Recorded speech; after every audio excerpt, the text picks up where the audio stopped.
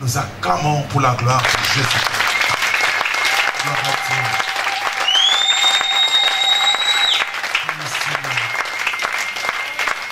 Gloire à Jésus. J'aimerais vraiment que toi qui es assis, tu te lèves, tu acclames pour le roi des rois, pour le Seigneur des seigneurs, le Dieu tout-puissant. Le seul qui n'existe que par lui-même. La Bible déclare pendant ce moment le 4 êtres vivants, le 24 vieillards jettent leur trône et ils adorent le roi des rois. Ils disent Saint, Saint, Saint est le Seigneur. Quitte sur ton trône et adore le roi. Acclame le Dieu tout-puissant. Gloire à Jésus. Gloire à Dieu. Amen. C'est merveilleux, n'est-ce pas? Depuis hier, nous sommes dans des bénédictions. À moins que tu sois sorcier et que tu dises que tu n'as pas été béni. Amen. Amen. Amen. Parce que la parole de Dieu, quand elle sort, elle nous fait du bien. Amen. Et les démons souffrent. Amen. Pendant ces moments-là. Amen. Amen. Amen. Mais comme nous ne sommes pas des démons et que nous sommes des enfants de Dieu, nous sommes dans la joie. Amen. Amen. C'était excellent hier, n'est-ce pas? Amen. C'était bien. Amen. Amen. Ça nous a fait beaucoup de bien. Vous savez, mes frères et sœurs, ce qui existe de meilleur sur cette terre des humains, c'est écouter la parole de Dieu. C'est une opportunité, c'est une grâce que Dieu nous donne. C'est pourquoi encore, ce soir, nous voulons continuer avec cette parole et que Dieu va nous faire du bien. Comme nous avons été enseignés hier, il suffit seulement d'avoir la foi. La parole qui sortira, tu dis Amen, tu acceptes cette parole, les choses s'accomplissent. Amen. Amen. Amen. C'est pourquoi, sans tarder, je vais inviter Dr Jean, qui nous vient de Manchester, et nous acclamons tous pour la gloire de Dieu.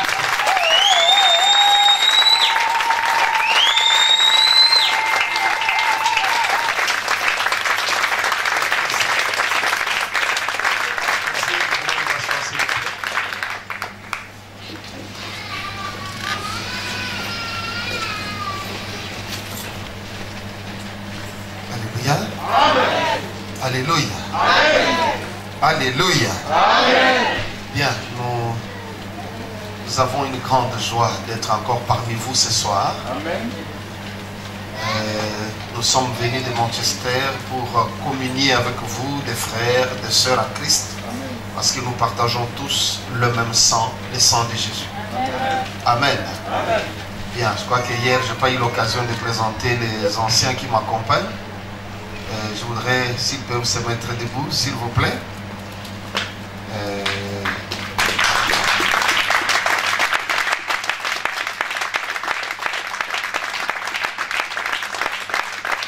Nous avons l'ancien Robert, l'ancien Lionel et l'ancien Edgar. Tous servent le Seigneur à l'église en mission à Manchester. C'est des hommes de bien que j'aime beaucoup et qui me sont très, très, très utiles dans le ministère. Et je voudrais vraiment que vous sachiez qu'ils aiment Dieu, ils servent le Seigneur et que bientôt ils seront ordonnés comme pasteurs d'église. Voilà. Que Dieu soit béni. Acclamons très fort pour le Seigneur. Amen. Bien. Nous continuons notre enseignement, marcher dans la puissance de l'Esprit. Hier, nous nous sommes attardés pour expliquer ce qui concerne l'importance de marcher dans la puissance. Et nous avons montré comment les patriarches, les prophètes, Jésus-Christ lui-même et les premiers disciples ont marché dans la puissance. Alléluia. Qui a un témoignage par rapport à la parole que nous avons reçue hier? Il y a quelqu'un qui veut dire quelque chose? En bref, tu peux venir juste devant nous dire qu'est-ce que tu as pu recevoir hier. Qu'est-ce qui s'est passé dans ta vie hier en écoutant cet enseignement? Avant qu'on continue, il y a quelqu'un qui peut le faire? Un peu de courage, enfant de Dieu. Oui, mon frère.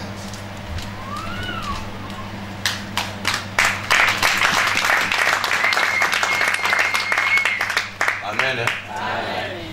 baza lokumu asali sur place mpona mokolo lelo mate alobi mpona nga révolter seulement vie spirituelle na ngai pesi nga makanisi mpona kokende su plus loin. Amen. Onaki na ngwa oloba ngwa. Ah, ça c'est excellent. Que Dieu soit béni. Alléluia.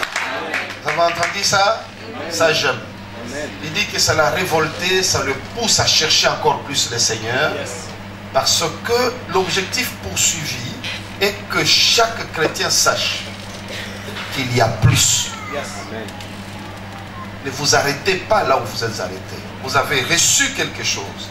Vous avez déjà la vie éternelle. Je ne suis pas venu ici pour vous donner encore l'enseignement sur la vie éternelle. Vous l'avez. Voilà pourquoi vous êtes des chrétiens. Les problèmes qui se posent, c'est lesquels? Avant de mourir, peut-être qu'il te reste 2 ans, 10 ans, 100 ou 80, je ne sais pas, 70 ans. Peu importe. Tant que tu es ici sur la terre, tu as des défis à relever.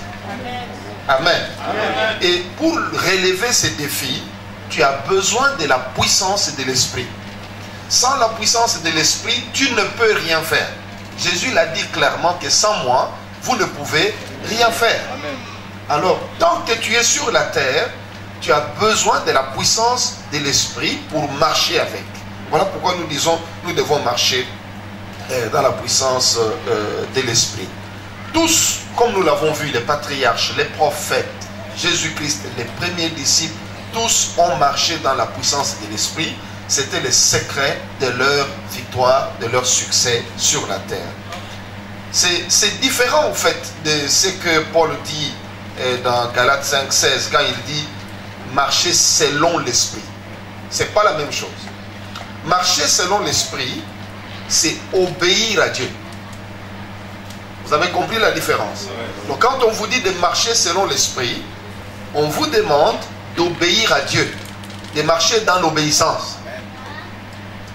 Mais marcher dans la puissance de l'esprit, là, c'est marcher avec Dieu. Lorsque vous marchez avec Dieu, les choses sont différentes. Nous l'avons suffisamment expliqué hier que nous croyons en Jésus, nous entrons dans notre église, nous pouvons chanter à la chorale, prier à l'intercession, nous pouvons évangéliser, nous pouvons faire l'étude biblique, maîtriser la Bible. Mais ça ne suffit pas pour détruire les œuvres du diable.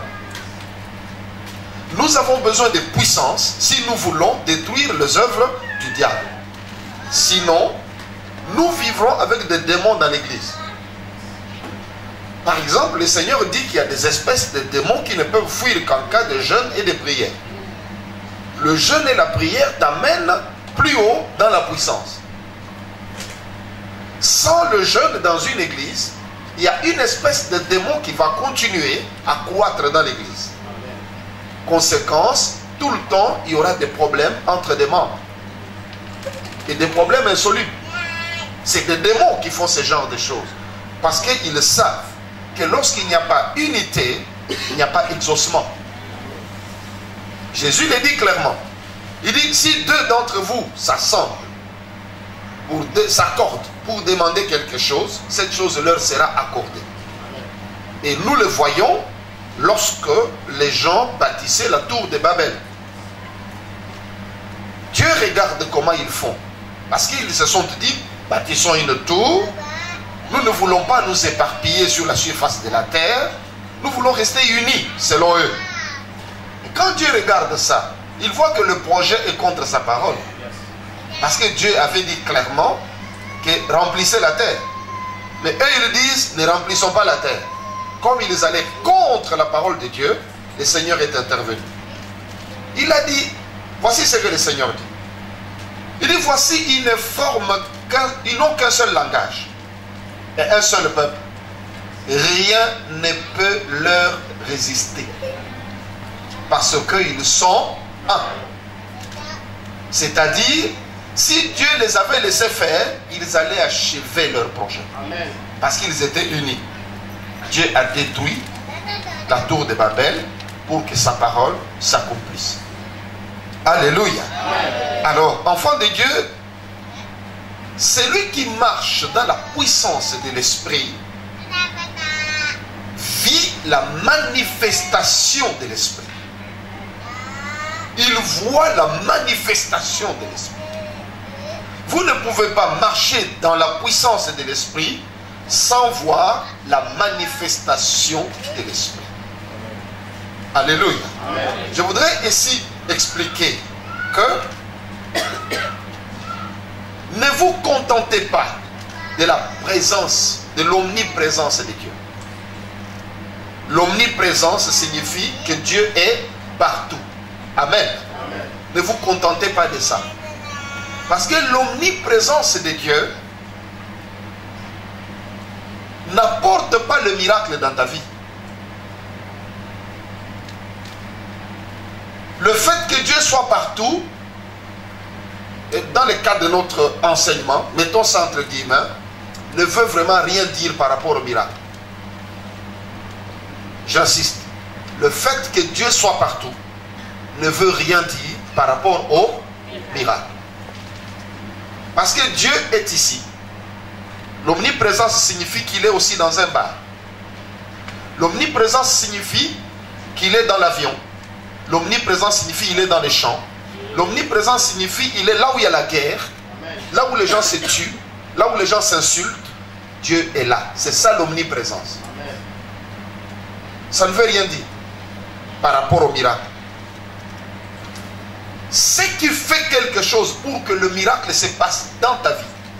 Je voudrais te préciser une chose. Quand je parle de miracle, ne pense pas aux autres. Je suis en train de parler de ta vie. Tu as besoin de miracles pour que ta vie change. Tu as essayé toi-même, ça ne marche pas. Il y a des choses qui sont bloquées. Tu es venu dans cette conférence pour ta vie, pas pour la vie des autres. Si tu crois, tu verras la gloire de Dieu. Alors, l'omniprésence de Dieu, comme je le disais, ne veut rien dire par rapport au miracle. Sinon, tout le monde aurait des miracles. Mais ce n'est pas le cas. Alors, je voudrais tout simplement vous dire que tu as besoin de la présence manifestée de Dieu. Je donne un exemple. Un soir, 21h, je vais voir le pasteur Charles. J'arrive chez lui, je vois toutes les lumières sont éteintes. Je frappe à la porte. Personne ne répond. Je frappe 10 minutes, 15, 20 minutes. Je me dis, il n'y a personne. Toutes les lumières sont éteintes. Il est 21h. J'ai besoin de lui. J'ai frappé. Il n'a pas répondu. Je m'en vais. 2 jours après, on se voit. Je dis, mais mon frère, je suis passé chez toi le vendredi soir. J'ai frappé, mais il n'y avait personne. J'avais vraiment besoin de toi. Il me dit, c'était à quelle heure? J'ai dit à 21h. Il dit, ah, mais j'étais dans la maison. Moi, je dis, mais non, mais moi j'étais à la porte, j'ai frappé. Il me répondra que non. Ah, je me souviens que ce soir-là, j'ai dormi plus tôt. J'avais dormi à 20h. Cela signifie quoi? Il était présent. Mais le fait qu'il ne se soit pas manifesté, j'ai cru qu'il était absent. Ok? Amen. Je suis parti, je n'ai pas obtenu ce que je voulais, alors que la personne était présente. Je n'ai pas obtenu ce que je voulais. Mais si en frappant, la lumière s'allume, il a manifesté, il y a une manifestation de la présence humaine. J'essaie, il y a quelqu'un, parce que j'ai frappé, on vient d'allumer. Ou encore j'ai entendu les pas. Je crois qu'avec cet exemple, vous comprenez la différence entre l'omniprésence et la présence manifestée de Dieu. L'omniprésence ne te donne pas la solution, mais c'est lorsque Dieu se manifeste dans ta vie que des miracles se passent. Amen. Alléluia. Amen. Alléluia. J'espère que chacun a saisi cela, puisque dans 1 Corinthiens 12, 7, la Bible nous parle de la manifestation de l'Esprit. Alléluia. On nous dit que la manifestation de l'Esprit est donnée pour l'utilité commune. Lorsque l'Esprit se manifeste, cela n'est pas un secret. Ça se voit. Amen. dans la vie de quelqu'un, si l'esprit se manifeste, si Dieu se manifeste dans ta vie, tes voisins, ton entourage, tes enfants, ta femme, ton mari, n'importe qui peut voir que Dieu est avec cet homme ou avec cette femme. Dieu ne se manifeste pas en cachette. Nous l'avons vu hier, comment le serviteur d'Abraham a dit, Dieu a comblé de bénédictions. Il a rendu mon maître puissant. Et il cite des choses visibles. Alléluia. Amen. On les voit, Abimelech qui dit à Isaac, tu es devenu beaucoup plus puissant que nous. Les gens doivent voir que Dieu a fait. Amen. Lorsque Dieu agit, il agit pour que son nom soit glorifié. Il n'agit pas en secret. Je voudrais que ce soir tu désires la manifestation de la présence de Dieu dans ta vie. Tu ne dois pas continuer à dire seulement j'ai cru en Jésus, je suis avec Jésus, mais tu ne vois pas ce Jésus en action. Le Jésus que je vous prêche, le Jésus que votre pasteur Charles vous prêche, c'est un Jésus vivant. Amen. Il n'est pas seulement ressuscité des morts, il est vivant. Amen. La résurrection ne suffit pas, parce que Jésus n'est pas le seul à être ressuscité des morts. Il y a eu beaucoup d'autres personnes qui sont ressuscitées, que lui-même d'ailleurs a ressuscité. Lazare a fait même mieux, il est ressuscité le 4e jour. Alléluia. C'est pour vous dire tout simplement qu'il est mort encore. Mais notre Seigneur, 3 jours après, il est ressuscité. Amen. Il n'est jamais mort encore. Amen. Il est mort une seule fois pour tout. Et il est vivant. Lorsque tu sais que Jésus est vivant, qu'est-ce qu'on attend d'un être vivant? Il pose des actes. Amen. Alléluia. Amen. Il pose des actes. Je veux que ta foi monte. Que tu crois que Jésus n'est pas une histoire, n'est pas une légende. Jésus-Christ est un être vivant et qu'il est présent maintenant ici où nous sommes en train de parler. Lorsque tu crois qu'il est vivant et qu'il est tout puissant, tu dois croire qu'il est bon, il est amour et qu'il répond aux prières. Alléluia. C'est pourquoi il te faut croire en ce que nous appelons dans notre langage humain le surnaturel. Le surnaturel est ce qui n'appartient pas en ce monde naturel. Un enfant de Dieu qui a la foi doit cesser de dépendre des lois de la nature. Tu ne dois pas te dire que parce que ça a toujours été comme ça, il n'y a plus rien à faire. Non, ça c'est un langage défaitiste. Un enfant de Dieu se dit que j'ai un Dieu et que ce Dieu-là est le créateur de toutes choses. Ce Dieu-là n'est pas soumis aux lois de la nature. Il fait ce qu'il veut. Voilà pourquoi lorsque la mer coulait, la mer plutôt était devant Moïse, il dit à Moïse, pose ton bâton. Il a scindé la mer en deux. C'est contre les lois de la nature. Il l'a fait. Lorsque le peuple avait soif, il a dit frappe les rochers. Il a frappé. L'eau est sortie du rocher. C'est contre les lois de la nature. Lorsque le peuple a faim, il fait tomber le pain du ciel. C'est contre les lois de la nature. Amen. Il est le Dieu du surnaturel. Amen. Lorsque Élie met son sacrifice sur le feu et qu'il prie, il met de l'eau. L'eau éteint le feu. Mais là, nous avons vu de l'eau qui devient l'essence. Et le feu s'allume. C'est contre la nature. Lorsque le Seigneur prend 5 pains, il prend quelques poissons, il prend 2 pains, 5 poissons, il donne à ses disciples, distribué à 5000 personnes. C'est contre la nature. Amen. Mathématiquement impossible. Amen. Mais il l'a fait. Amen. Je voudrais que tu comprennes que lorsque Lazare est mort et qu'il sent mauvais 4 jours durant, et que Jésus lui dise, l'appelle par son nom, pour lui dire sors du tombeau, c'est contre la nature. Amen. Alléluia. Parce qu'une telle personne, c'est impossible. Scientifiquement impossible. Amen. Toutes ces choses-là doivent vous révolter, comme mon frère l'a dit tout à l'heure. Ça doit vous révolter pour vous dire que il est le Dieu du surnaturel. J'ai cru en lui. Le fait que tu aies cru en Dieu, ne pense pas que tu vas devenir surnaturel ce soir. Tu l'es, mais tu l'ignores. Parce que le Seigneur l'a dit clairement. Il dit, ce qui est né de la chair est chair. Ce qui est né de l'esprit est esprit. Donc le fait d'avoir cru en Jésus, tu es né de l'esprit. Et quand tu es né de l'esprit, tu n'es plus un être ordinaire. Est-ce que je me fais comprendre? Tu n'es plus comme n'importe qui, comme un citoyen lambda. Tu es un homme spirituel. Parce que tu es né de l'esprit.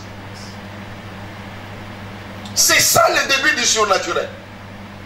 Ça commence dès l'instant où tu acceptes Jésus comme ton Seigneur et ton Sauveur personnel. Tu n'es plus un être comme tous les autres. Le problème, c'est d'en prendre maintenant conscience. Beaucoup sont inconscients de ce qu'ils sont. Alléluia. Inconscients, et ils sont en train de vivre comme ça. Lorsque tu n'as pas l'information, c'est aussi un problème. Amen. C'est un problème. Tu peux souffrir. Je me souviens, nous étions encore très jeunes. Nous sommes allés étudier à Kikwit, dans les Bandundu.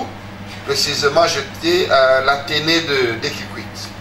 Qu'est-ce qui s'est passé un matin? Je crois que certains d'entre vous connaissent le professeur Kassusula.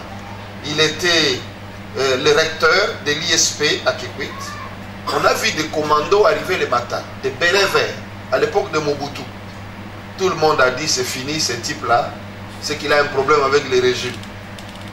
Les commandos arrivent, eux-mêmes ne savent pas pourquoi ils sont là. Ils sont venus seulement l'arrêter. Ils entrent, le type s'est lavé, ils étaient devant la salle de bain. Il sort. Ah non, tu dois partir à Kinshasa, tu es attendu, tu es convoqué. Lui, il sait que c'est fini pour lui. Parce qu'il dit, mais qu'est-ce que j'ai fait? Il fait dire au revoir à sa femme. On l'amène, on le met dans la voiture, aéroport. Il y avait un petit avion, un petit porteur. On l'amène à Kinshasa. Lorsqu'il arrive, ce qui l'étonne, il voit qu'on ne le conduit pas dans un cachot ou dans une prison, mais on l'amène à l'hôtel intercontinental. On le met dans une chambre. Il dit, mais c'est pas vrai. Peut-être parce que je suis recteur, on me met ici, il y a des commandos qui me gardent. Et même... Donc, il était dépassé. À un moment donné, la porte s'ouvre. Qui rentre?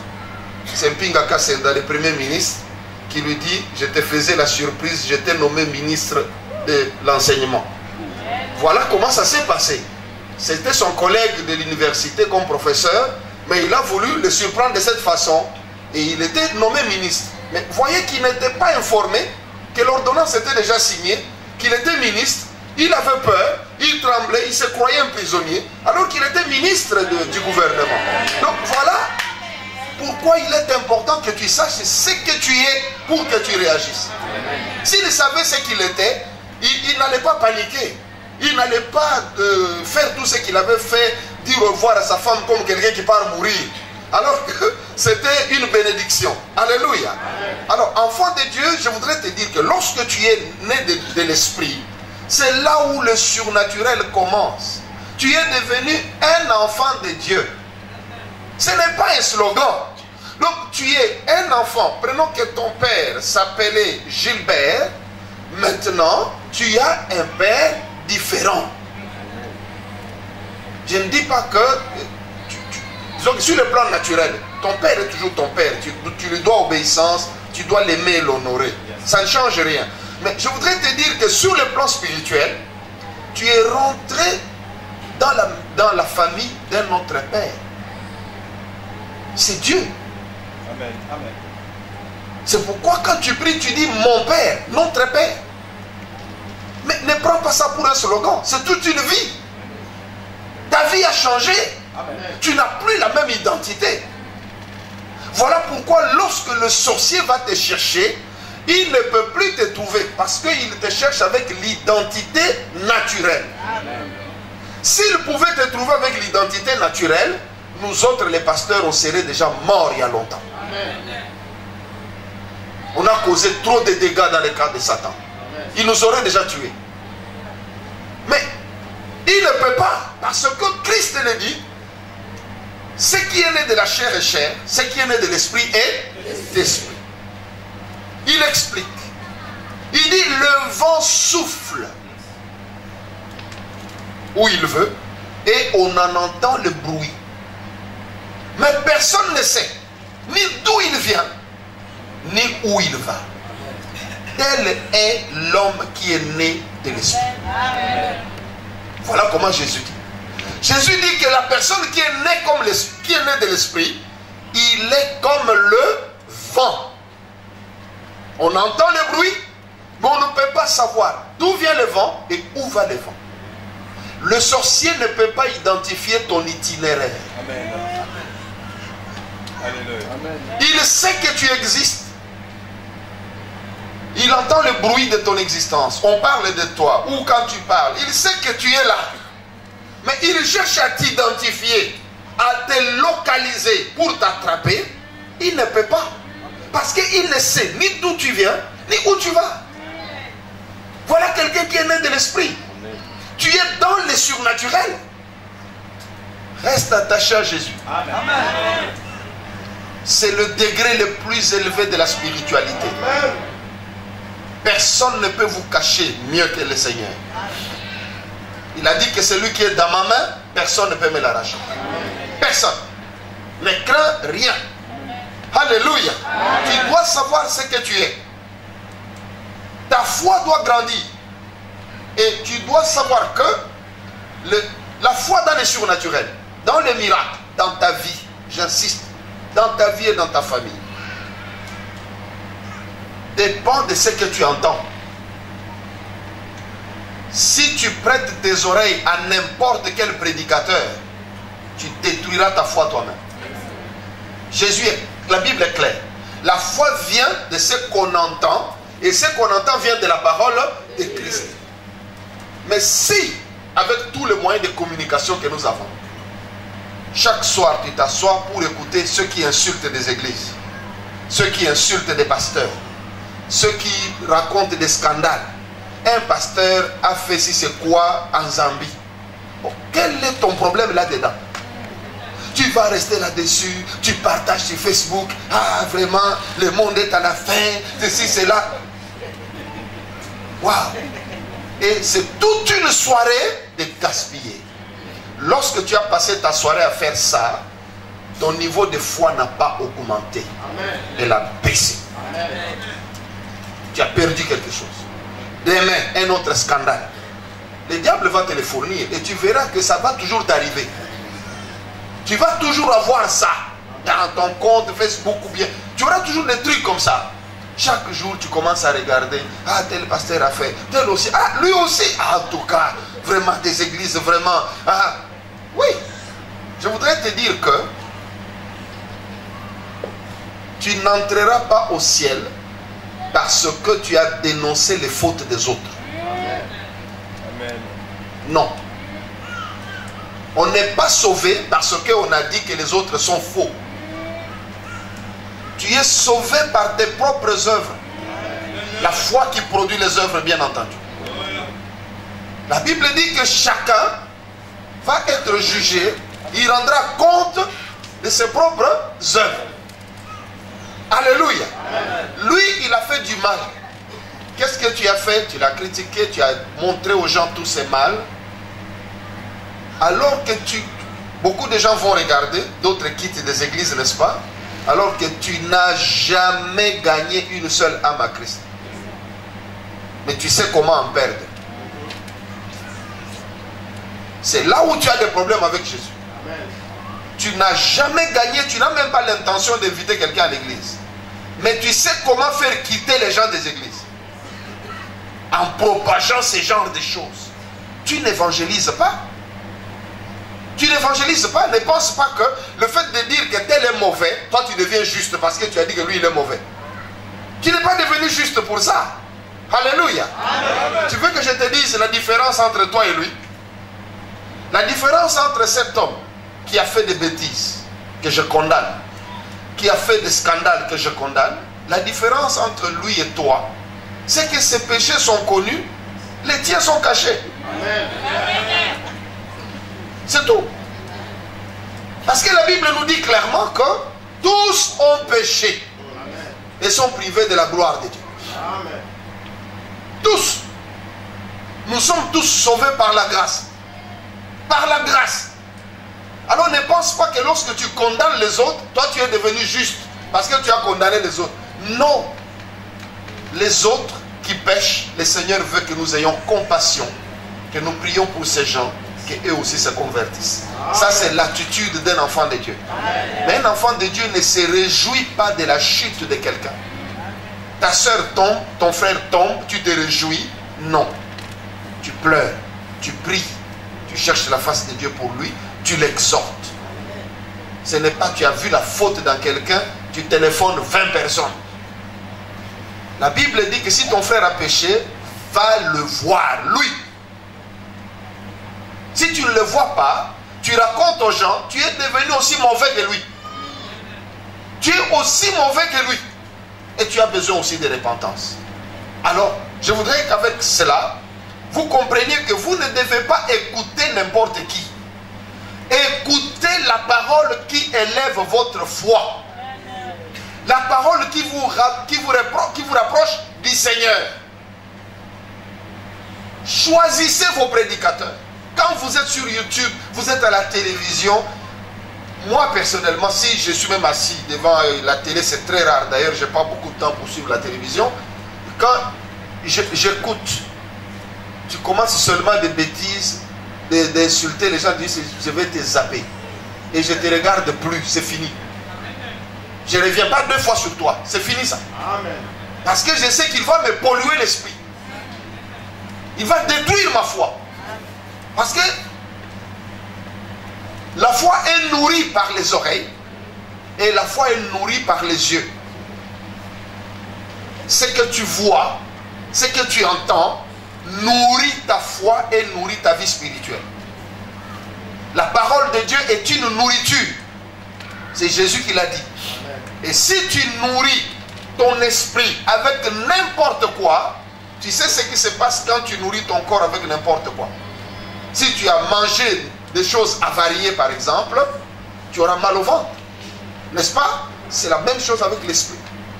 Quand tu les nourris avec n'importe quoi, l'esprit est mal à l'aise. Ton esprit à toi, pas le Saint-Esprit. L'esprit de l'homme qui est en toi. Il maigrit. Il va maigrir. Et tu te retrouves toi-même en train de baisser. Tu venais à l'intercession, tu ne viens plus. Tu chantais plus. Tu venais à l'église, tu commences à venir un dimanche sur 2. Pourquoi? Parce que tu écoutes de mauvaises choses. Tu es mal nourri. Et tu tombes dans le corps spirituel. Enfant de Dieu, il faudra, quand tu écoutes maintenant la parole de Dieu, celle qui donne la vie, tu te mets à croire que Dieu est présent. Dieu n'est pas seulement dans le Dieu du passé, le Dieu du futur. Il est le Dieu du présent. Il est présent dans ma vie. Tu crois, tu vas croire que le Dieu que je prie ne dépend ni du jour ni de la nuit. Il ne dépend pas d'une année. Il est le Dieu qui fait ce qu'il veut. Amen. Et quand il veut. Amen. Alléluia. Amen. Le Dieu que tu sais, tu vas croire en ce moment-là, si tu écoutes de bonnes paroles, comme je te la prêche pendant cette conférence, tu vas te mettre à croire que mon Dieu ne dépend pas du régime politique en place. Dieu ne dépend pas des élections dans ton pays. Dieu ne dépend pas du programme du gouvernement. Amen. Là où tout le monde a faim, toi tu peux te rassasier. Amen. Là où tout le monde n'a pas de l'eau, Dieu t'en donnera toi. Amen. Ça c'est le Dieu d'Israël. Il ne dépend pas de tous ces programmes-là. Là où tout le monde est locataire, Dieu peut te donner de bâtir une maison. Amen. Il est Dieu. Amen. Il ne dépend pas du taux de chômage. Oh voilà, l'économie est au rouge. Ça enlevez ça de la tête. Amen.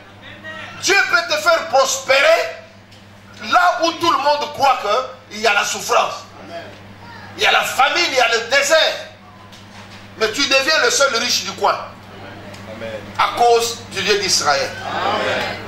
La parole de la foi te permet d'enlever ça. Oh voilà, il y a un gouvernement de ceci qui est là. Le gouvernement c'est de droite. Je ne peux pas avoir des papiers parce qu'il y a tel gouvernement. Enlève ça de ta tête. Amen. Dieu peut lui faire signer un papier qu'il ne voulait pas signer. Il va lui dire signe ça, il va le signer. Amen. Alléluia. Amen. Parce qu'il contrôle même le cœur des rois.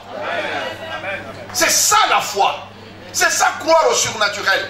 Aux choses que vous trouvez impossibles, juridiquement impossibles, administrativement impossibles. Mais Dieu le fait. Alléluia. Dieu le fait. Parce qu'il est Dieu, il le fait. Tu peux me demander pourquoi il le fait. Il le fait parce qu'il s'appelle Jésus, c'est tout. Alléluia. Alléluia. Dieu ne dépend pas des déclarations des médecins.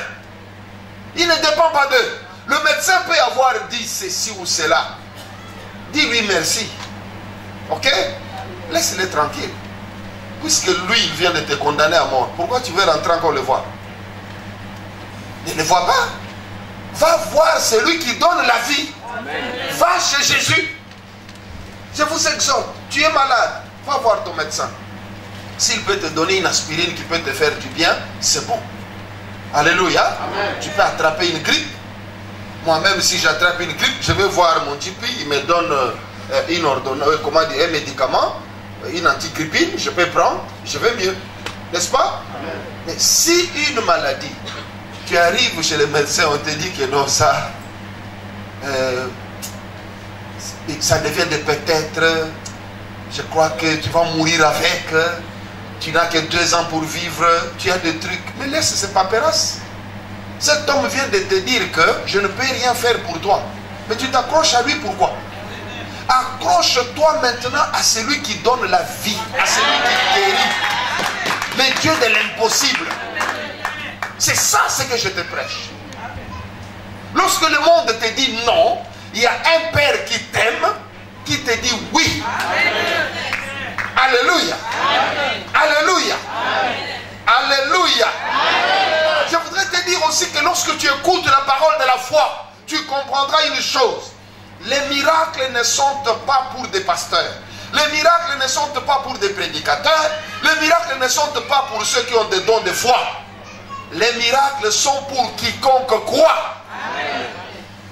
C'est-à-dire pour toi aussi. Si tu crois, tu verras la gloire de Dieu. C'est ce que Jésus avait dit à Marthe au tombeau de Lazare. Jésus arrive, il dit ôtez la pierre. Au lieu d'obéir seulement, non. Marthe dit Seigneur, il y a des invités de Marc, il y a des gens qui sont venus pour pleurer Lazare. Il sent mauvais. Ça fait 4 jours qu'on l'a mis là. Jésus lui dit Marthe, ne t'ai-je pas dit que si tu crois, tu verras la gloire de Dieu. C'était une situation impossible sur le plan humain. Je voudrais te dire que peut-être ton problème a déjà pourri comme Lazare dans la tombe. Amen. Tu as un problème qui a pourri. Je suis en train de te prêcher ce soir le Dieu qui donne la vie. Amen. Jésus-Christ a dit à Marthe, si tu crois, tu verras la gloire de Dieu. Enlève l'impossible dans ta tête. La Bible dit que rien n'est étonnant de la part de l'Éternel. Il peut réécrire ton histoire ce soir. Amen. Le Dieu d'Israël. Il en est capable. Alléluia. Amen. Alléluia. Amen. Alléluia. Amen.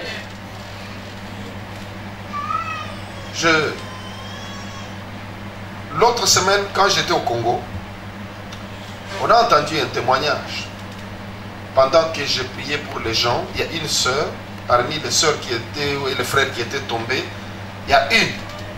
Quand elle est tombée, j'ai vu que les services de protocole voulaient la relever. Je leur ai dit, laissez-la. Quand je me tourne, ils veulent encore la relever. Je dis, mais quel est votre problème? C'est vous qui l'avez fait tomber? Oh non. Mais alors, vous la relevez pourquoi? Mais laissez la personne qui l'a fait tomber là, la relever. Laissez-la tranquille.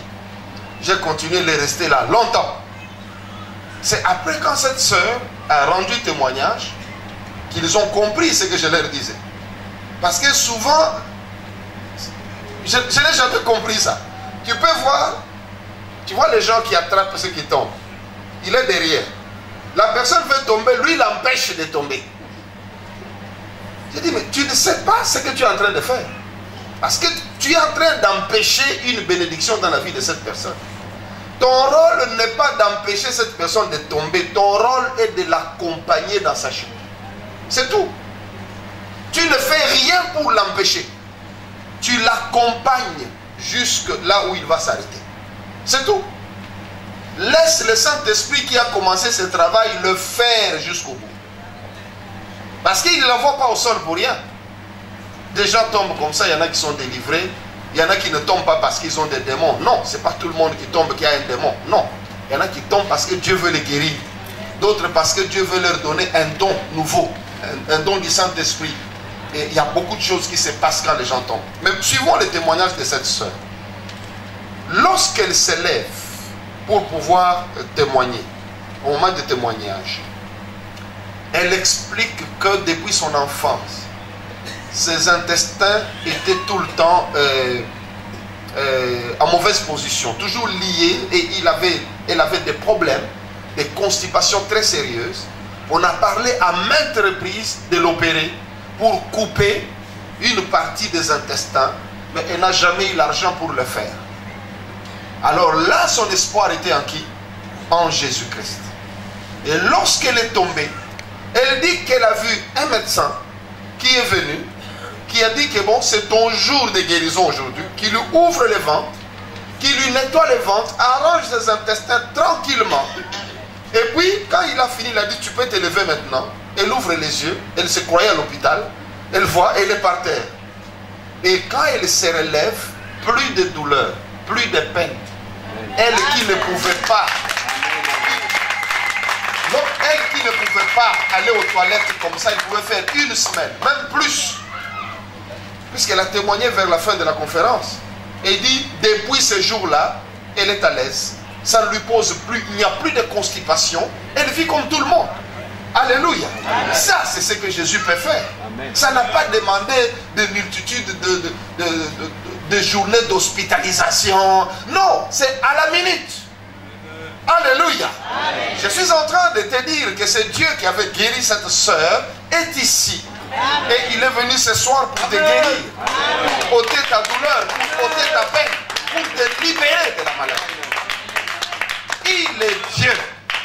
Un papa était venu, lui avait fait l'AVC, et puis il avait repris de marcher, et il conduisait la voiture, il avait repris même de conduire sa voiture. Mais il ne pouvait pas conduire la nuit parce que sa vue était trop basse. Il ne pouvait pas bien voir. Alors, ce soir-là, lorsqu'on a prié, il dit à sa femme, ce soir, je vais conduire. Sa femme lui dit, c'est pas vrai. Il dit, non, pas de chauffeur aujourd'hui. Il a pris la voiture, il a conduit durant toute la conférence. Il venait avec la voiture et rentrait tard la nuit seul, au volant. Dieu l'avait guéri. Amen. Alléluia. Ça, c'est des choses que Jésus fait. C'est pas, j'aime ces témoignages, des témoignages récents. Pourquoi? Parce que c'est pour vous montrer que Jésus est vivant. Il a agi à l'époque et il continue à agir aujourd'hui. C'est Jésus-là. Il n'a pas cessé de faire des choses. J'ai reçu une femme, toujours à Kinshasa la semaine dernière, l'autre semaine. Elle arrive, qu'est-ce qu'elle me dit? Elle dit qu'il y a 24 ans, alors qu'elle dormait, elle a senti quelqu'un la gifler au front, très fort. Et lorsqu'on l'a giflé, elle s'est réveillée, elle a allumé, personne dans la chambre. Et tout de suite, elle a commencé des maux de tête inexplicables. Et elle dit que j'avais l'impression d'avoir même 10 têtes sur moi. La tête est devenue lourde. Elle va à l'hôpital, on lui dit qu'elle a les sinusites. On a soigné, ça ne marche pas. Et elle marchait comme ça en sentant que sa tête était très très lourde. Elle en souffrait énormément avec des douleurs pour respirer. Lorsqu'elle me parlait, d'ailleurs, tu vois qu'elle parle, quelqu'un qui respire presque par la bouche. Parce que tout est bouché au fait. Et des douleurs incroyables. Quand elle a fini, j'ai dit, ok, on va prier. J'ai mis la main sur son front. Immédiatement, elle est tombée au sol. Elle tombe et n'a même pas fait 20 secondes. Elle se réveille, elle s'assoit. Elle dit, où est ma tête? Où est ma tête? Elle dit. Et puis elle touche. Elle dit, oh, ma tête est toute légère. Donc elle ne sentait plus sa tête au fait. Toute la lourdeur est partie. La douleur est partie. 24 ans de souffrance. Mais en 20 secondes, Jésus a tout réparé. Elle était complètement guérie. Elle qui sentait la tête toute lourde, elle se disait, elle sentait comme si elle n'avait plus de tête. Tellement elle était légère sur elle. Complètement guérie. Ça, c'est Jésus qui fait ces choses. Rien n'est impossible à Christ. Tu dois croire que ce que tu vas demander ce soir, il va te l'accorder. La Bible nous dit que Jésus est bon. Il est amour. Lorsqu'il accomplit des guérisons, il ne les fait pas parce que tu es juste. Je veux que tu comprennes une chose. Pour aller au ciel, tu dois être un enfant de Dieu. Tu dois craindre Dieu, tu dois porter des fruits de l'esprit. Mais lorsque tu regardes la guérison, Christ dit que c'est le pain des enfants. Alléluia. Amen. Tout enfant peut avoir ce pain des enfants. Mais il y a eu une femme qui était syro-phénicienne. Cette femme n'était pas juive. Mais cette femme, puisqu'elle a cru, elle a eu part au pain des enfants. Amen.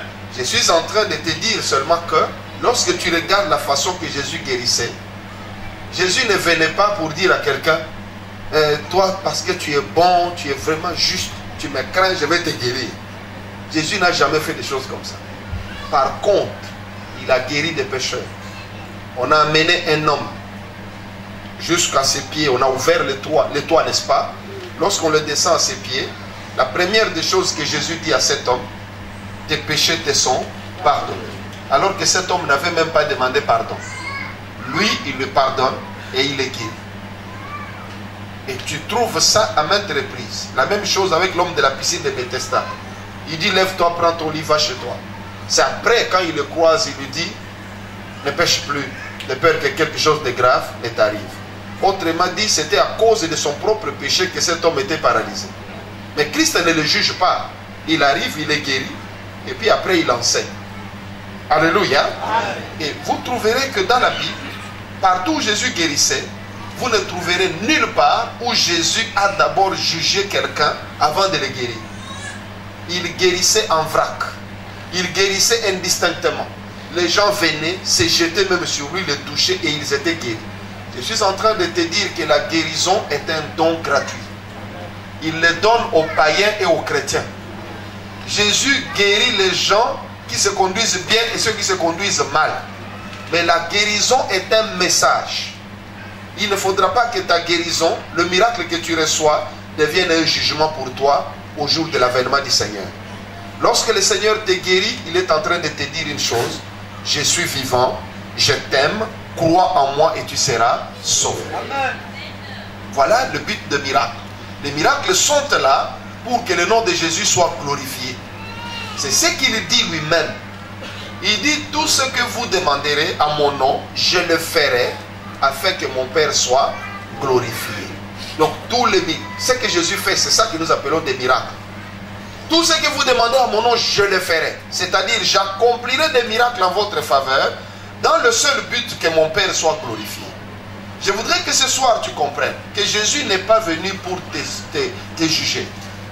Il est venu pour te faire du bien afin que tu saches qu'il t'aime, que tu te repentes de tes péchés, que tu crois en lui et que tu marches dans la voie qu'il faut pour hériter du royaume de Dieu. Parce que le Seigneur revient bientôt pour prendre son église. Le temps que nous avons à passer sur la terre est très court.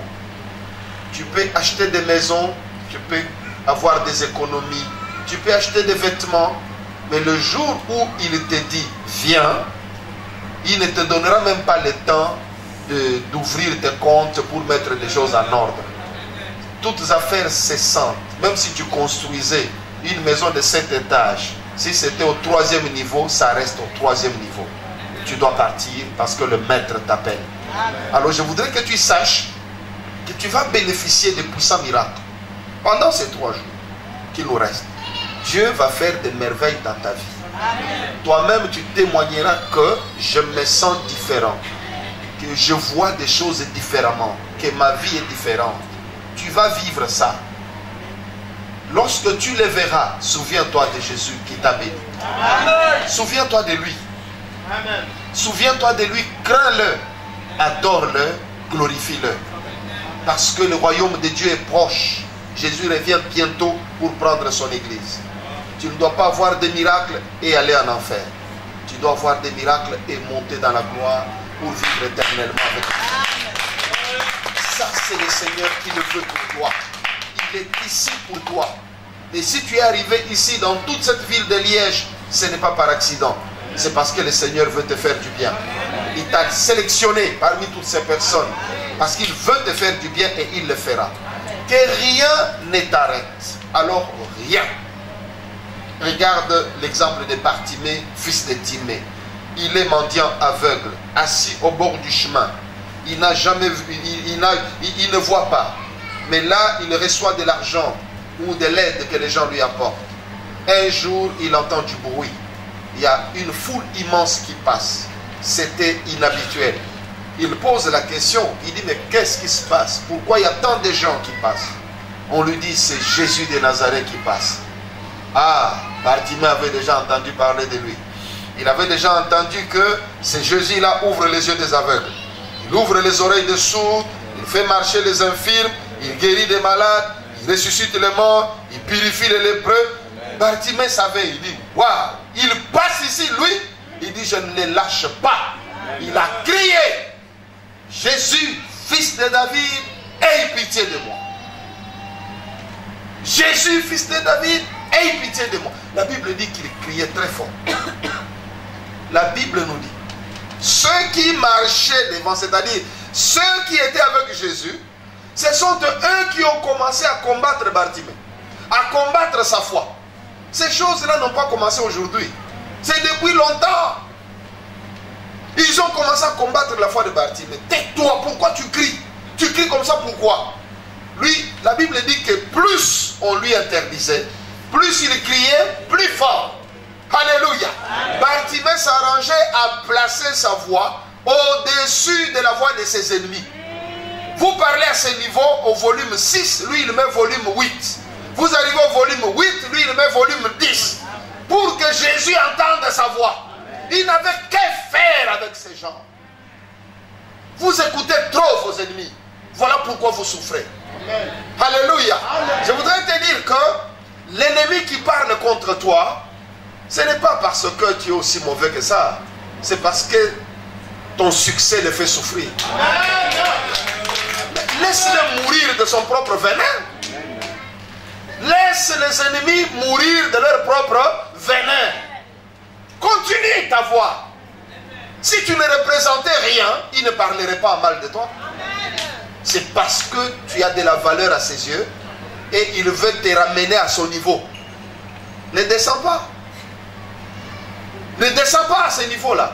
Laisse-le parler. Même la science a prouvé que la personne qui est souffre plus que la personne haïe. Et la personne qui est, celui qui te est, c'est lui qui peut tomber malade. Des maladies cardiaques, toutes sortes de maladies. La haine engendre des maladies. Si tu as la haine contre quelqu'un, enlève. Tu risques de tomber malade pour rien. Amen. Enlève, pardonne, ça ne coûte rien. Pardonne-lui, Dieu va s'en occuper. Alléluia. Amen. Voilà pourquoi Dieu dit, c'est à moi la vengeance, à moi la rétribution. Laisse à Dieu tout ça. Au lieu de rester tout le temps en train de maudire les gens, d'envoyer des feux aux gens. C'est des bêtises. Laissez tomber ces histoires. Ce n'est pas le christianisme. Je suis désolé, mais ce n'est pas le christianisme. Parce que Jésus a dit, priez pour vos ennemis. Il n'a pas dit, priez contre vos ennemis. Lorsque vous priez contre, vous sortez du christianisme. Regardez seulement depuis que vous avez envoyé le feu aux ennemis. Ils ont brûlé. Ils ont acheté même de nouvelles voitures. Ça ne marche pas. Ce n'est pas le christianisme. C'est un défoulement. Vous vous défoulez seulement. Mais ça ne marche pas. L'ennemi va toujours prospérer. Mais lorsque tu pries pour lui, c'est alors que Dieu le désarme. Parce que tu pries, tu dis, Seigneur, si cet homme, cette femme me fait du mal, c'est parce qu'il ne te connaît pas bien. Rencontre-le, qu'il se convertisse. Dès que Étienne a prié pour Saul de Tarse, Saul de Tarse a continué à arrêter les gens. Il est devenu l'apôtre Paul, non? Amen. Il était là, content qu'on tue Étienne, mais Étienne qu'on lapidait, il a dit, Seigneur, ne leur impute pas ses péchés. Il a pardonné avant de mourir. L'homme tourne le dos avec la prière d'Étienne qui lui colle au dos. Il va vers Damas avec des lettres de sacrificateurs pour aller arrêter les gens. Sur la route, la lumière le frappe. Et la parole, c'est le Seigneur qui lui parle. Amen. Saul, pourquoi me persécutes-tu? Il dit, mais qui es-tu, Seigneur? Il dit, c'est moi, Jésus-Christ, que tu persécutes. Saul a encore discuté. Il n'y a même pas eu de débat. Oh, est-ce que tu es le vrai Jésus? Le débat qu'il voulait là, il ne l'a pas eu. Il s'est converti immédiatement. Pourquoi? Quelque part, il y a eu une prière. Cette prière a déclenché l'appel de Dieu. Parce que Saul de Tarse avait été mis à part dès le sein de sa mère. Mais il fallait que quelqu'un prie. Il fallait que quelqu'un prie pour que cette bénédiction se manifeste. Voilà l'importance de la prière. Alors quand tu pries pour, peut-être la personne qui te persécute aujourd'hui, c'est un futur diacre. Peut-être il viendra chanter ici. Peut-être il va pleurer ici en te demandant pardon. Pardonne à ton ennemi. Prie pour lui. Ne prie jamais contre quelqu'un. Prie pour. Dieu va le désarmer. Quand tu pries pour quelqu'un, Dieu le désarme. C'est écrit. Si cette personne refuse d'être désarmée par Dieu et continue, il rencontrera l'ange de Dieu. Et là, ce n'est plus ton problème. C'est là où Dieu dit, à moi la vengeance, à moi la rétribution. Toi, prie pour lui, pour son salut. Bénis-le. Paul dit ceci. Ton ennemi a faim, donne-lui à manger. Il a soif, donne-lui à boire. Il répète les paroles du Christ. Contrairement à ce qu'on vous dit, ah, tel est sorcier, ne lui donne pas un vêtement, sinon il va t'ensorceler. Ça, c'est l'évangile du diable. Est-ce que je me fais entendre? L'évangile de Christ, un sorcier, donne-lui à manger. Vous savez ce qui va se passer? Quand il mange ta nourriture, il mange ton argent, la Bible dit que ce sont des charbons ardents que tu amasses sur la tête. Le feu que vous envoyez là, c'est comme ça qu'il faut l'envoyer. Dans l'amour. Alléluia. Il dit, j'ai faim, donne-lui, mange. S'il essaye de t'attaquer, tu verras ce qui va se passer. Parce que c'est l'amour qui triomphe du mal. Tu as posé un acte d'amour. Lui, quand il vient avec le mal, il ne triomphera pas. L'amour, c'est Dieu en personne. Tu es vainqueur. Ne restez pas dans des coutumes. Parce que ce qu'on vous enseigne là, c'est des coutumes. Parce qu'un sorcier, on vous dit par exemple que bon, ah, ce sorcier là, il veut que tu lui amènes 5 chèvres pour qu'il ne t'ensorcelle plus. C'est pas comme ça qu'il faut agir. Ça, tu es dans la coutume. Vous voyez la différence entre un don et un rachat. Parce que quand vous partez que pour qu'il ne me mange pas, je suis venu te demander pardon, vraiment pardon pour tout ce qui s'est passé, prenez 5 chèvres. Un enfant de Dieu ne fait pas ça. Il va manger et les chèvres et toi. Alléluia. Et les chèvres et toi, vous allez passer. Parce qu'eux ne connaissent pas le pardon.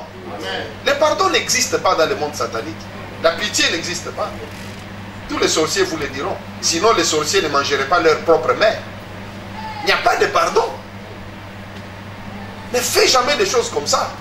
Que je vais aller demander pardon avec des chèvres, avec des vaches, avec des costumes, on va me pardonner. Quel sorcier qui va te pardonner? Le pardon se trouve auprès de Jésus. Amen.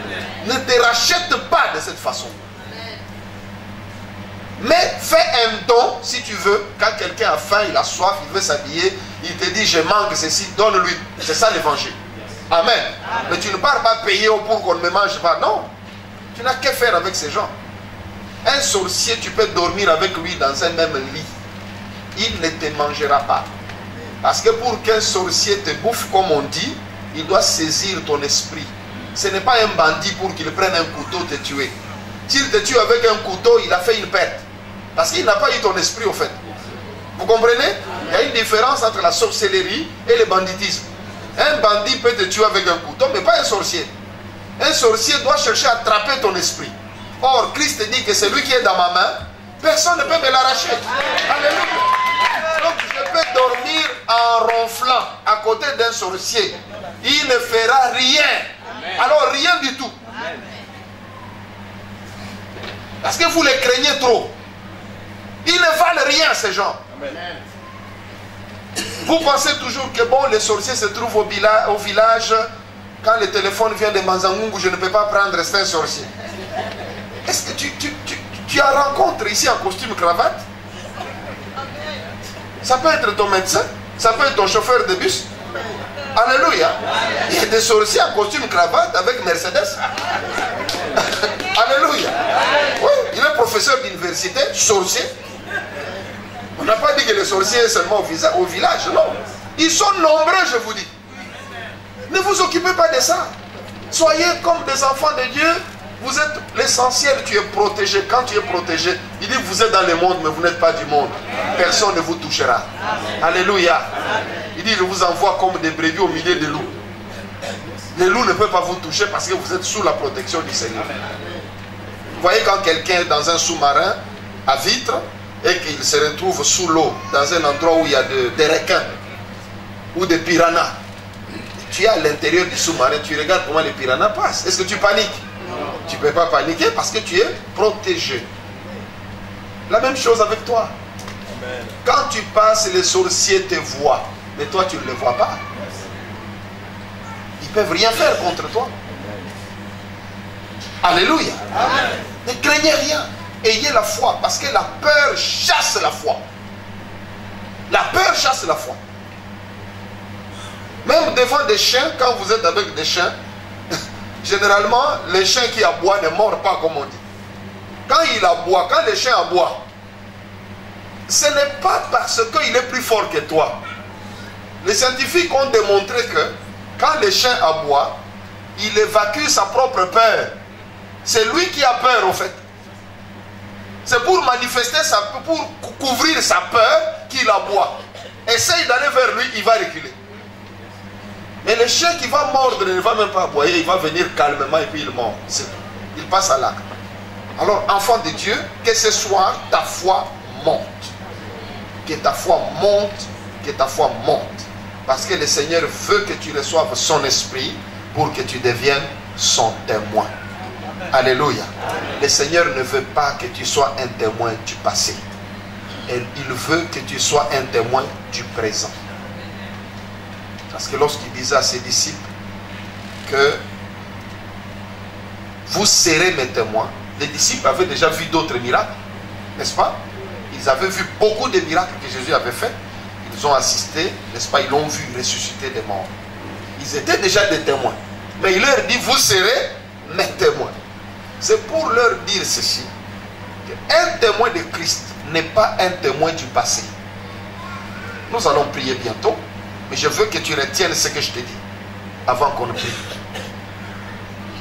Un témoin de Jésus n'est pas un témoin du passé.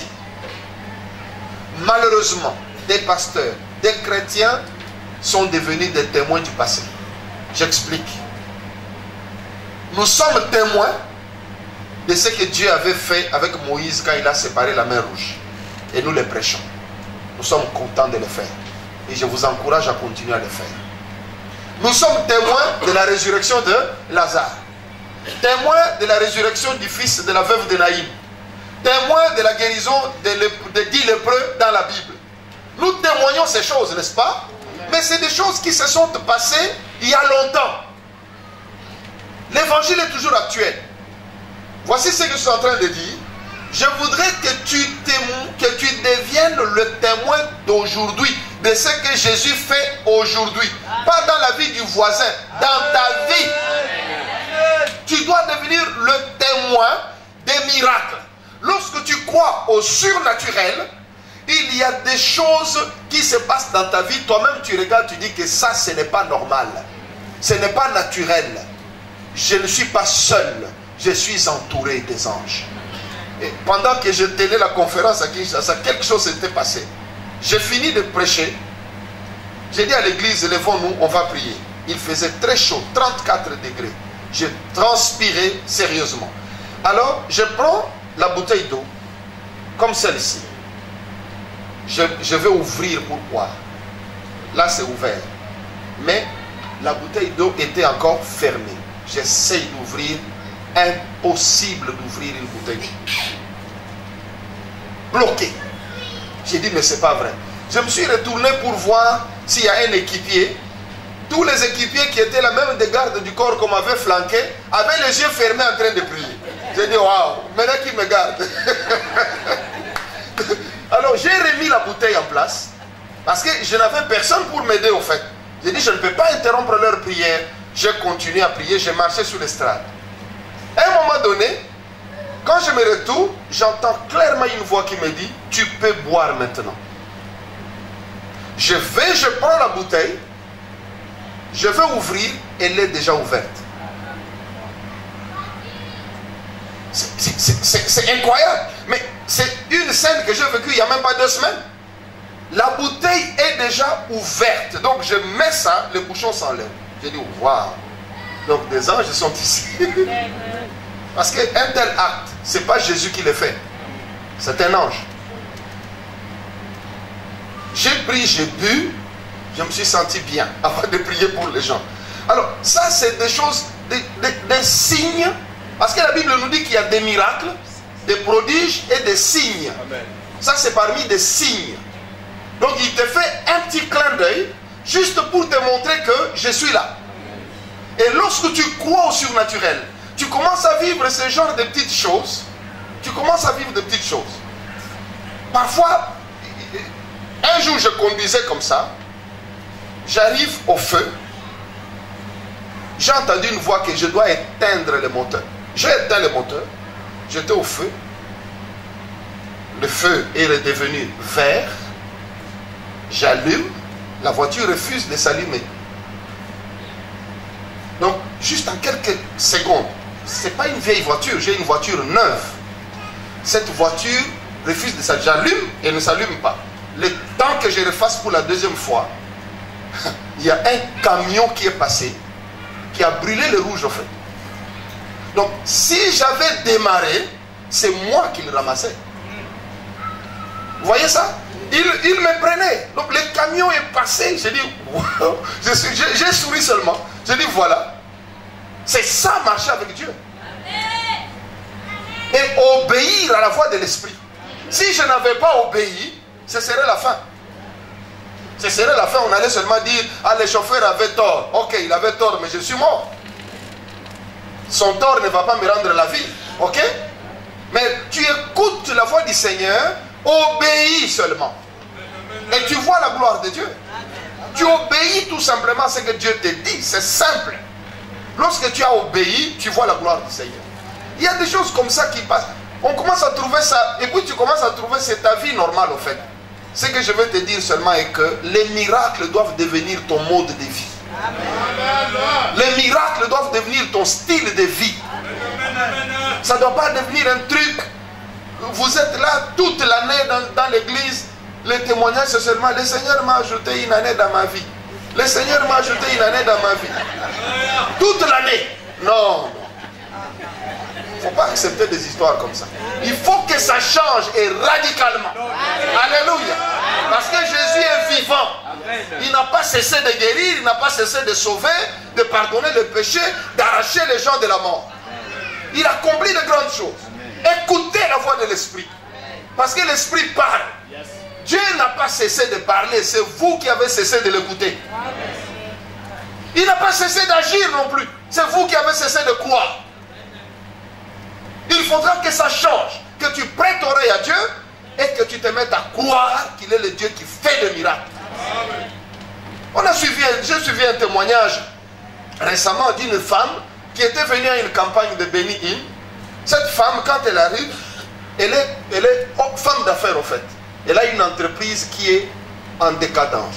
Une entreprise qui va presque tomber en faillite.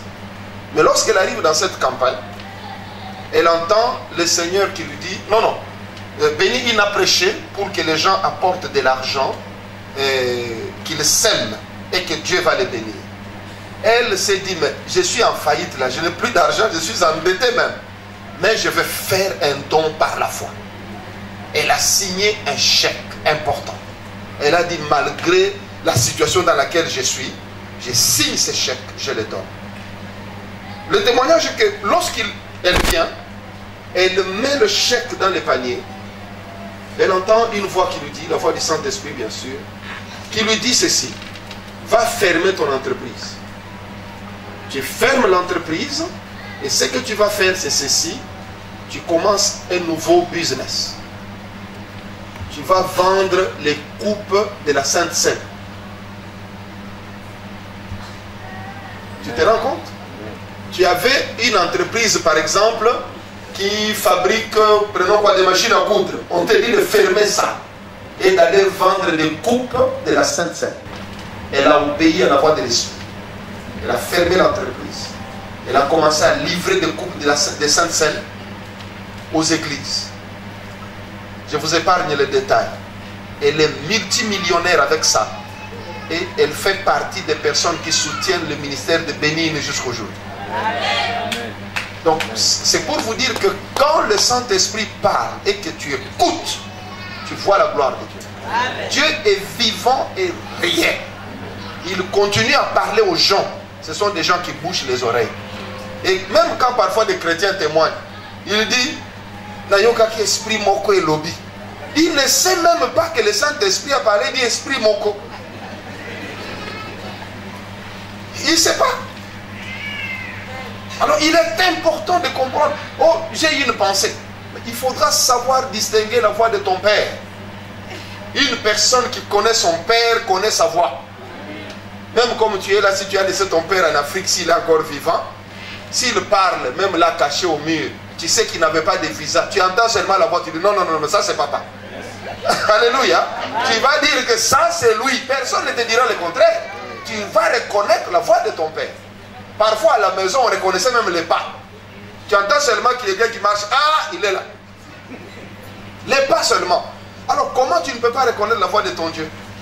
Il faut commencer à t'exercer maintenant. Amen. Amen. Dieu est bon, il est fidèle, il est avec nous. Nous nous levons s'il vous plaît.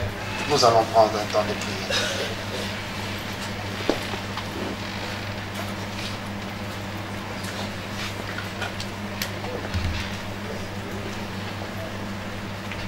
Tu lèves tes mains s'il te plaît. Je voudrais que tu remercies d'abord le Seigneur en lui disant: Seigneur, merci parce que tu es vivant. Dis-lui seulement ça. Tu es vivant, tu es vrai, tu es parmi nous. Adore-le parce qu'il t'a sauvé, parce qu'il a pardonné tes péchés, il t'a fait du bien. Commence à adorer le Seigneur. Adore le crucifié. Adore-le. Adore Jésus.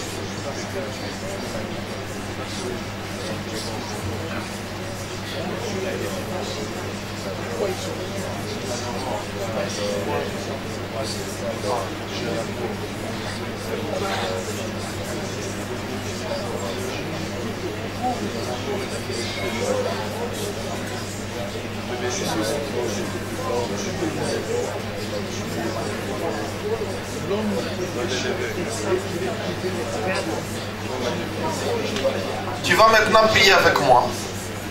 Répète cette prière s'il te plaît. Seigneur Jésus, je te remercie pour la victoire que tu me donnes sur le péché. Alléluia. Gloire à toi, Seigneur. Alléluia. Répète encore cette prière. Seigneur Jésus, merci pour la victoire que tu me donnes sur le péché. Merci Seigneur pour la victoire que tu me donnes sur le péché. Merci Jésus, car tu m'as pardonné, tu m'as sauvé, tu m'as délivré. Merci Seigneur, j'ai la victoire par la puissance de ton sang. Merci Jésus, car tu me donnes la victoire sur les démons, sur les puissances des ténèbres. Lève tes mains maintenant, commence à prier dans ce sens-là. Glorifie le Seigneur pour la victoire que tu as sur les démons, la victoire que tu as sur les péchés, la victoire que tu as sur les puissances des ténèbres. Alléluia.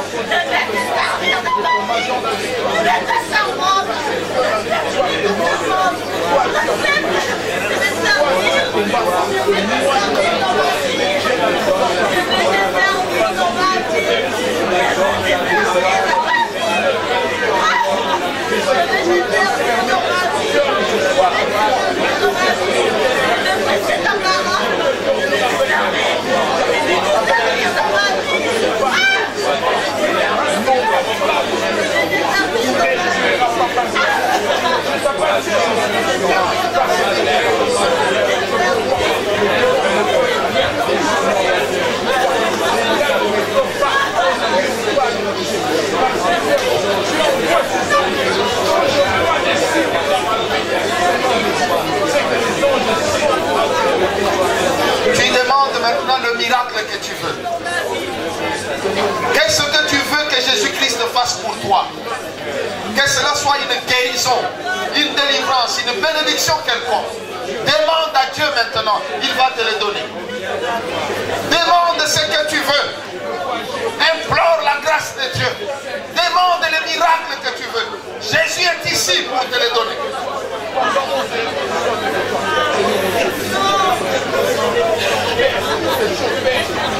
Implore la grâce de Dieu. Bartimée a élevé la voix. Quand on empêchait Bartimée de parler, Bartimée continue à crier jusqu'à ce que Jésus s'est arrêté.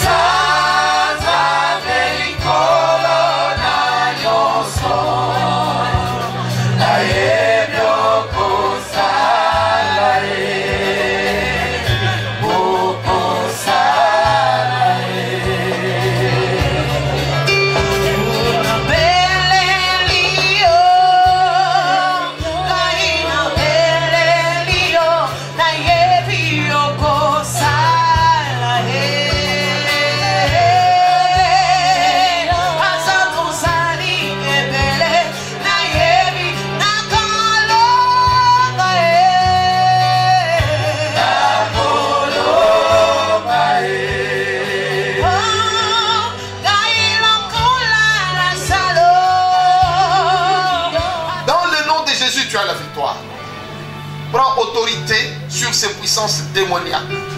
Commande-les de lâcher ta vie, de lâcher la vie de ta famille. Au nom de Jésus-Christ. Maintenant, au nom de Jésus.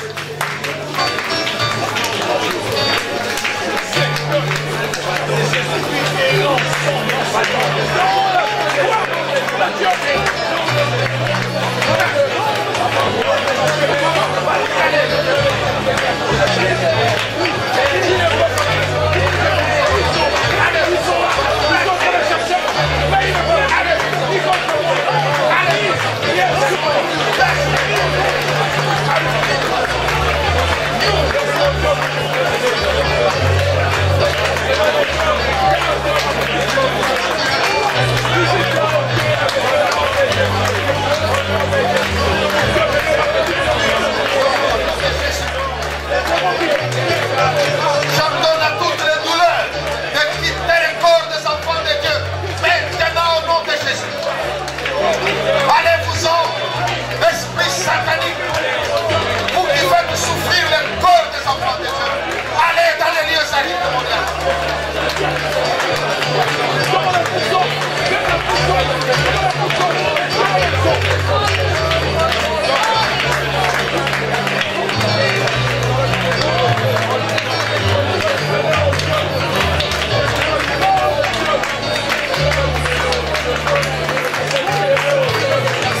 Garde un moment de silence. Lève tes mains s'il te plaît. Je voudrais maintenant que tu saches que tu vas demander au Saint-Esprit de venir dans ta vie. Lorsque lui arrive, il n'y a pas de place pour des maladies. Il n'y a pas de place pour les démons.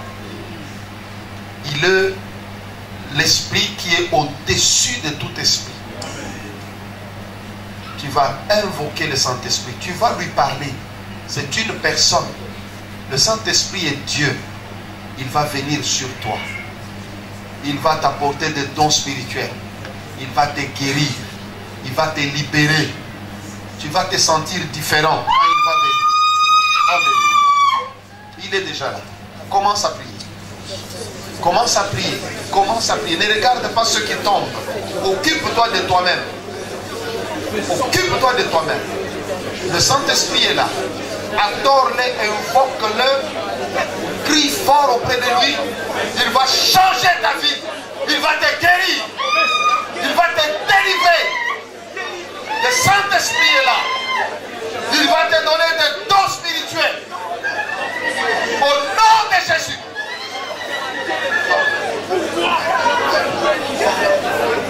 Je t'en bénis, cher frère. Je t'en bénis, cher frère. Anéantis tout esprit. Anéantis tout esprit qui refuse de croire que Jésus est Seigneur. Tu es là,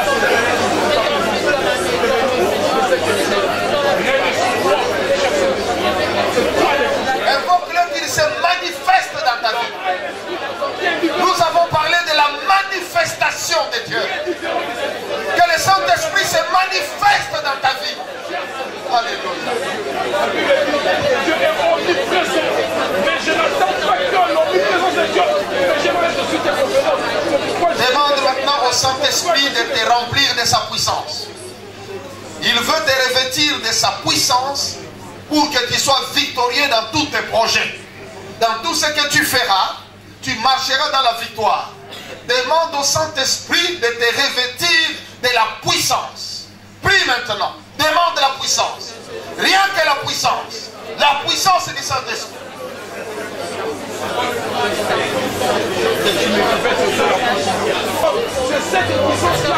Lève tes mains et prie avec moi. Lève tes mains et répète cette prière. C'est un moment important, un moment d'adoration, un moment où des choses changent dans ta vie. Il est en train de te toucher maintenant, le Saint-Esprit. Il est en train de te guérir, de te délivrer, de mettre de l'ordre dans ta vie. Il est en train de le faire maintenant. Il est présent. Répète cette prière s'il te plaît. Saint-Esprit, je t'aime. Tu es mon Dieu. Tu es mon Dieu. Je viens auprès de toi. Je viens auprès de toi. Au nom de Jésus.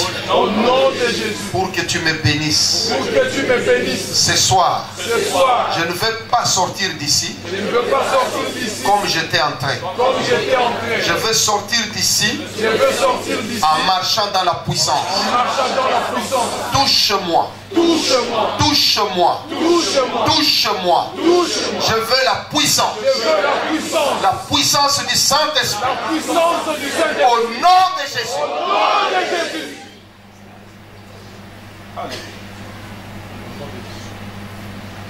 Répète encore cette prière. Saint-Esprit. Saint-Esprit. Je veux ta puissance. Je veux ta puissance. Je veux ton feu. Je veux ton feu. Je veux marcher avec ton feu. Je veux marcher avec ton feu. Je veux marcher avec ta puissance. Je veux marcher avec ta puissance. Je veux être vainqueur. Je veux être vainqueur. Remplis-moi. Remplis-moi. Remplis-moi Remplis-moi de ta puissance. de ta puissance. Remplis-moi Remplis-moi de ta puissance. de